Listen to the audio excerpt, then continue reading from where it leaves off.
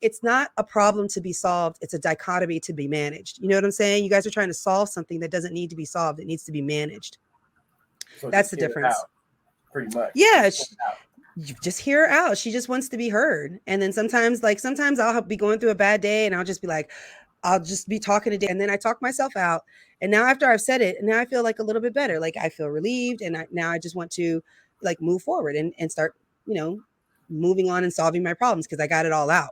But it's like if you never let somebody get it out and you're always trying to solve a problem, she feels like she's not being heard. She feels like you're not listening to her. You don't care about what she's going through. Because like I said, it might not be a problem that you need to solve with her. It's a dichotomy you need to manage with her. You just need to manage expectations with her on a more consistent basis versus I need to go in here and make her feel good about this decision. She might not ever feel good about it. It's just something that you guys are going to have to manage on a day-to-day basis. And one of the things that I suggest to my clients is that sometimes you got to keep your woman out your business. And so maybe you expose too much to her. Maybe those conversations need to be, but you have to share that with her because it's going to be a change in behavior.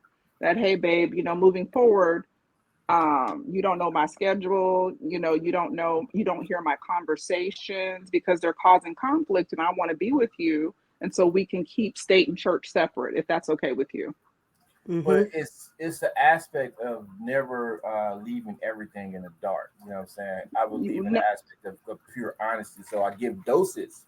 I knew this was going to be a mild conversation with a mild person. So therefore, I took the chance and just did it. You know what I mean? And I have to give something that I don't want to have an aspect with an illusion where you just think anything can be going on.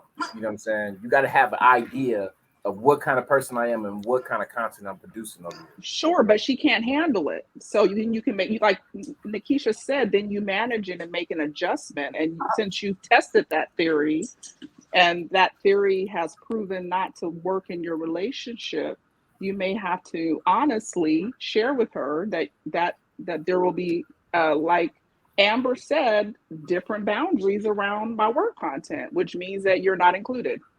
No, I just keep doing it and do it more often. That's the point. You get dumb to the whole idea. It won't matter no more. That may be true, but I think it's going to go one way or the other, right? Yeah. We sitting up here trying to give you some serious therapy, Lamar, to fix your relationship. He said, F it. F it. That's a fix too. That is a fix. Yeah, it is. Because I can't change it. You know what I mean? And I'm not going to be in a situation where I'm be limited on my creative aspect. You know what I'm saying? So therefore, I'm going to always steer in freedom. You know what I mean? And that always puts me in the aspect of freedom because I'm going to continue to give little doses. You know what I'm saying? You're going to see it. That's why I do lives. See, we had a situation. Oh, I think he disappeared. Uh-oh, she might have been tired of us. He got choked up. Like, no more. You know what I'm saying? Sorry, Lamar, you cut out. We thought you got snatched up. Oh, that was me. Oh. Yeah, that was you. No, I've done a few bourgeois shoots at the hotel that she's had. You know what I mean? She's got rooms from me before. So she's seen and heard other conversations. You know, so I've gave doses before. So it's not unusual. It's just she has an experience in in the wild. So it's kind of fresh. So but you are flirty. You are flirty, Lamar. Yeah, I know I am. You know what I'm saying? Yeah. But that's something that you have to manage people's expectations. No. But I also think like you have to choose the right people who are okay with, who understand what that means. But if you're with a woman who wants a monogamous man and you're not going to be a monogamous man, at some point you do have to the kind thing to do for someone who can't leave is to like recognize that you're not good for her, because you can't ever give her and she doesn't seem like she's strong enough to just leave because there's not really a reason why she can't just like get up and go do whatever she wants to do. Like she keeps saying it. When people do that, it's like they're making a threat because they want you to kind of change and like, hey, I'm threatening.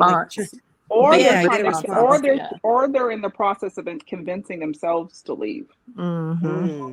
Yeah. That's a good point. So that's usually what that is, especially if you have, I have poly clients myself, and so I did a lot of research on that, and there's a mismatch.